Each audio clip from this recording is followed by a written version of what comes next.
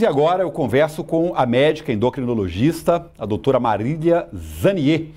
A gente vai falar sobre a menopausa e também sobre alterações hormonais. Claro, você que tem qualquer pergunta para uma médica endocrinologista, é só mandar. O telefone está sempre aqui na tela. Você digita, Tiago, minha taxa está alta, estou com a boca seca, estou... Bom, diabetes, de repente, pode mandar a sua pergunta que a doutora Marília vai estar respondendo. Doutora, é um grande prazer tê-la aqui no Jornal da Gazeta, edição do almoço. Todas as mulheres vão passar pela menopausa? Boa tarde. Boa tarde, Tiago. Boa tarde a todos. O prazer é todo meu de estar aqui, né, conversando com você. Sim, Tiago, eu costumo brincar em consultório que eu falo que é um evento natural da vida de qualquer mulher e a gente só não vai passar se a gente morre antes, né? Então, a menopausa nada mais é do que a última menstruação da mulher. E para a gente falar que é a última, a gente tem que definir que já tem que estar pelo menos 1 ano sem menstruar. Então, esse tempo ele é muito importante. Porque às vezes a mulher está 3 meses, 2 meses, então a gente não define isso ainda como uma menopausa, né? E eu vejo muito que os pacientes às vezes confundem menopausa com climatério. Então, a menopausa é uma data, a data é específica. Climatério é o período. Então, é esse período de 2 anos antes, 2 anos após, a data da menopausa, que é isso. Então, é aquela data em que a mulher já está 1 ano sem menstruar. Qual é a idade normal para que a menopausa se instale, doutora? A idade da menopausa gira em torno de 50 até 52 anos de idade nas mulheres. E a gente sabe que algumas fazem antes, outras fazem após, mas é importante comentar que se ela acontecer antes dos 40 anos de idade, a gente define como menopausa precoce. Aí tem que ser tratado. O ideal é que a gente faça a reposição, porque a mulher ainda está numa idade muito jovem, então pode ter acometimento ósseo, outros acometimentos. Então, não havendo contraindicação antes dos 40 anos, a indicação é realmente fazer a reposição. Muito bem. As perguntas já vão chegando, a gente anunciou aqui, o pessoal já vai mandando, 3249-8883. O Gleison, por gentileza, a primeira participação na tela, a Maria Divina, ela que está lá no Vale das Brisas, em Senador Canedo. Tenho 50 anos e sofro muito com menopausa. Devo tomar suplementos naturais para tratar meus sintomas? Obrigado, Maria, um abraço a você e todos aí em Senador Canedo acompanhando a gente. Doutora. Boa tarde, Maria Divina. Esse acho que é um tema que as pessoas colocam muito pra gente, né? A questão de coisas naturais e chás e tudo mais, né? A gente às vezes ouve falar sobre chá de amora, que algumas mulheres respondem bem, né? Mas o que a gente tem mesmo, assim, de evidência na literatura, Tiago, acaba sendo mais a reposição hormonal mesmo, tá? Algumas mulheres respondem, melhoram um pouco fogachos, ondas de calor, mas a gente acaba vendo uma melhora mais significativa com a reposição hormonal, aquela que está liberada direitinho pela Anvisa. Porque isso é importante colocar, né? A gente não deve usar, de repente, os manipulados sem evidência científica, alguns hormônios que a gente realmente não indica. Então, a gente tem isso bem certinho na literatura e a gente deve usar conforme a necessidade. Mulher que tem útero é de uma maneira, mulher que não tem útero a gente faz de outra maneira. A gente tem que olhar a janela, quer dizer, há quanto tempo essa mulher está na menopausa. Porque mulheres que já estão na menopausa há mais de 10 anos, a gente não introduz reposição hormonal. Então, tudo isso deve ser muito bem avaliado. Então, não dá para ir garimpando soluções por aí, não. Isso não é prudente, então. Não é prudente, não é prudente. Muito bem. Mais perguntas chegando. Pode colocar na tela, por gentileza. A Ludmila Gonçalves está no Crimeia Oeste, aqui em Goiânia. Tenho 30 anos. A menopausa afetará meu desejo sexual? Importante aí a pergunta da Ludmila. É uma importante pergunta mesmo da Ludmila. Então, que ela está com 30 anos, né? Então, pelo que a gente falou, ainda deve mais uns 20 anos aí de ciclo menstrual. Sim, a menopausa ela pode sim, ela leva a uma, pela alteração hormonal que essas mulheres têm, especialmente pela queda do estradiol, esse é o hormônio feminino, isso é muito importante colocar, porque a gente tem visto demais da conta mulheres que acham que é testosterona, né? E na verdade o nosso hormônio, o hormônio feminino é o estradiol e é ele que tem essa queda importante na menopausa. Então, com essa queda é comum que a gente tenha uma queda de desejo sim, o desejo sexual. E isso, com a reposição, pode levar a uma melhora dessas pacientes. O hormônio masculino, aí sim seria a testosterona. Exatamente. Então, essa que é uma coisa que eu acho que é legal a gente pontuar, né? Porque o que mais cai, então, é o estradiol. A mulher produz testosterona? Sim. As mulheres produzem testosterona, assim como homens produzem estradiol, tá? Mas o que mais cai na menopausa é o estradiol. Mulheres têm uma queda, mas é uma queda muito menor da testosterona do que do estradiol em si. Então, o que a gente vê por aí de mulheres que estão pós-menopausa e que querem só usar uma testosterona e não fazem reposição de estradiol, isso não é de maneira alguma indicado por nenhuma sociedade. Muito bom. Doutora, uma queixa muito comum em mulheres que estão nesse período da menopausa é o ressecamento vaginal. Essas reposições hormonais ajudam também nessa questão da lubrificação ou não? Ajudam bastante. Então, o climatério, quando a mulher começa a ter essas queixas, geralmente é bem isso, é o ressecamento vaginal.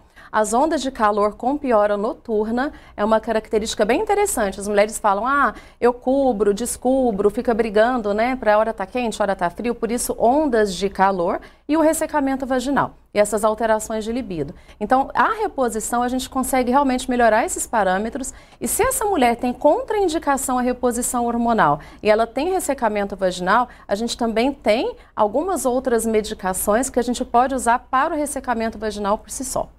Muito bem, vamos aí com mais uma participação. Os telespectadores e telespectadoras têm total liberdade para fazer a sua pergunta, inclusive você que está nos assistindo aí e não mandou ainda pode mandar. A Carla Borges, de Aparecida de Goiânia, lá do Jardim Ipanema. É necessário fazer exames de Papa Nicolau e mamografias após a menopausa? Obrigado, viu, Carla?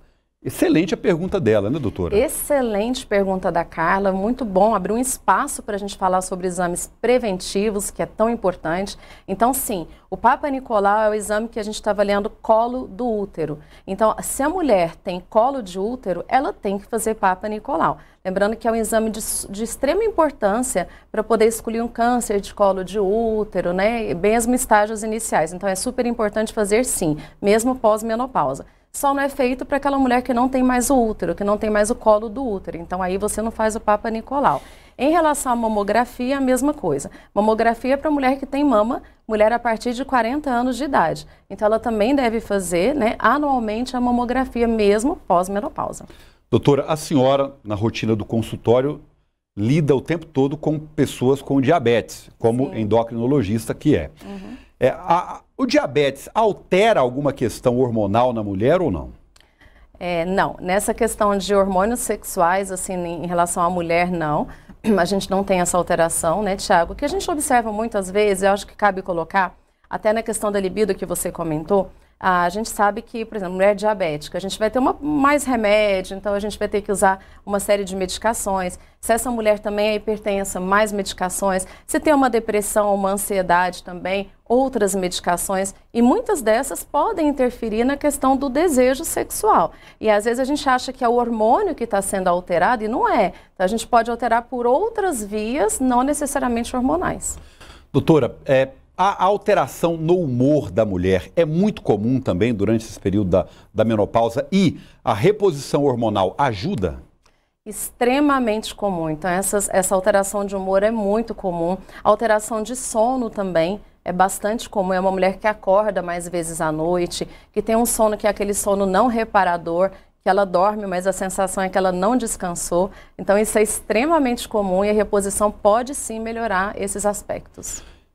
Há chance de engravidar durante a menopausa, não, doutora? Ótima pergunta, Tiago. E a resposta é durante o climatério, né, que seria essa fase. Só lembrando, porque a menopausa, como eu falei, é um dia específico. Sim, então isso é muito importante colocar, porque o que acontece no climatério é uma diminuição, a gente começa a cair reserva de óvulo, então tem menos óvulos, mas o que não significa que não tenha. Então, se essa mulher tem uma ovulação, ela teve uma relação nessa ovulação, ela pode sim engravidar. Então, aí eu estou falando do climatério, que é aquela fase em que a mulher começa a ficar já mais ciclando irregular, aí menstrua um mês, passa 3 e não menstrua. Então, durante o climatério, isso pode sim acontecer. Agora, pós-menopausa, que já estabeleceu, olha, pronto, aqui eu já tenho falência ovariana, não ovulo mais, aí não. Mas durante o climatério, pode sim.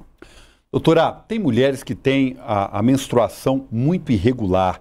Algumas ficam praticamente o mês inteiro menstruadas. O que pode ser feito para tratar? A partir de onde começa um tratamento como esse? Essas irregularidades menstruais, então, tanto mulheres que sangram, né, em períodos muito curtos, quanto as mulheres que demoram muito tempo a ciclar, primeira coisa é fazer uma avaliação. Então, precisa avaliar realmente a parte hormonal toda, tem que olhar para esse útero, tem que olhar para esse ovário também, para que seja identificada essa causa, né? Então, é muito comum, a mulher pode ter, de repente, uma endometriose também, que causa dor, então, com muito sangramento e mais dor, escapes menstruais. Então, a primeira coisa, Thiago, é avaliar, né? Essa mulher precisa procurar, geralmente a porta de entrada acaba sendo o ginecologista mesmo.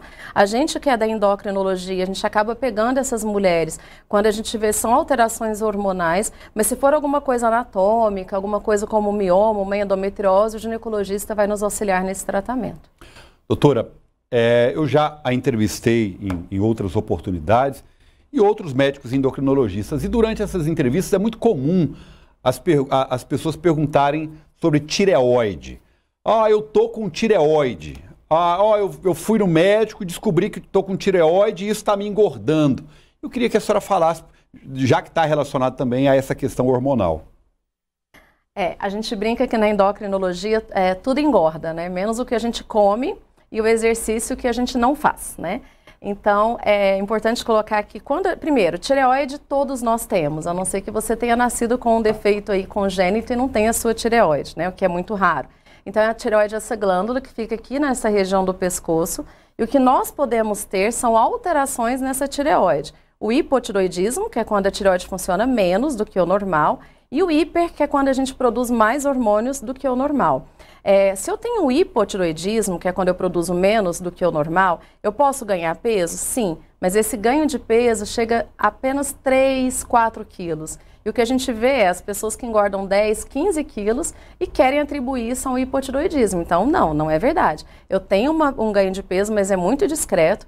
E é importante colocar que quando o paciente começa a tratar com a medicação, eu não posso mais ter nenhuma interferência em peso nesse paciente, tá? Então, o paciente que tem hipotiroidismo e está tratando e acha que está acima do peso por conta da tireoide, é totalmente mito. Mas muita gente parece que se agarra nisso, né, doutora? Muita gente se agarra nisso, muita gente se agarra no fato de, agora eu engordei porque eu fiz laqueadura, engordei porque eu tomo anticoncepcional. Thiago, em peso, é impressionante como as pessoas encontram sempre alguma causa, né? E é como eu falei no início, a causa nunca é o que a gente come em excesso ou o que a gente come errado e a falta de exercício, né?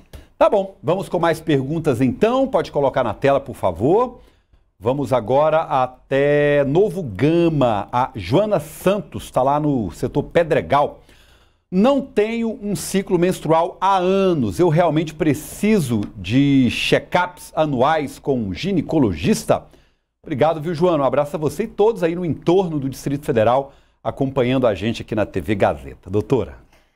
Joana, aí você só não me falou a tua idade, né? Então, eu não sei exatamente a idade que você tem, tá? Mas se você for uma paciente que já está após 55, 60 anos, né? Então é uma menopausa mesmo. E aí são os exames de rotina ginecológicos que a outra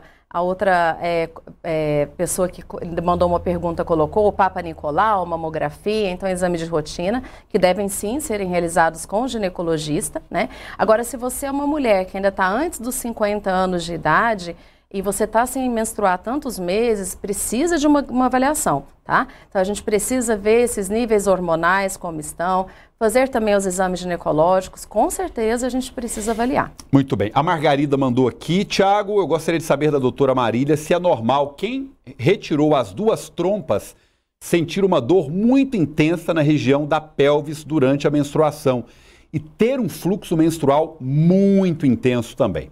Obrigado, viu, Margarida, pela sua pergunta. Doutora. A dor intensa, ela não pode ser normal, né? Então, dor é sempre o sinal de que alguma coisa não vai bem. Então, a dor intensa, ela não é normal em situação alguma. Então, se essa telespectadora tem essa dor intensa, tem que sim ser avaliada. Eu até sugiro que essa avaliação seja feita por quem fez a cirurgia, né? Precisa avaliar porque realmente não é normal. E a outra questão é sangrar muito na menstruação. Isso também é algo que precisa ser avaliado. O paciente que sangra muito na menstruação costuma fazer ferro baixo, ferritina baixa, e aí a gente começa a ter as complicações dessa anemia ferropriva também. Sem dúvida nenhuma, ela precisa de avaliação. Muito bem. Tem mais perguntas chegando aqui. A Soninha Borges. Soninha Almeida Borges, Tiago Tonurias Magalhães, mais uma vez, parabéns pelo tema abordado. Doutora, a respeito das variadas informações, ela colocou entre aspas, que o doutor, também entre aspas, Google, oferece hoje em dia, o que a senhora tem a dizer sobre isso? Porque muita gente mal informada está sempre recorrendo ao doutor Google. Obrigado, Soninha, e a você e a todos aí no Urias acompanhando a gente. Doutora Marília.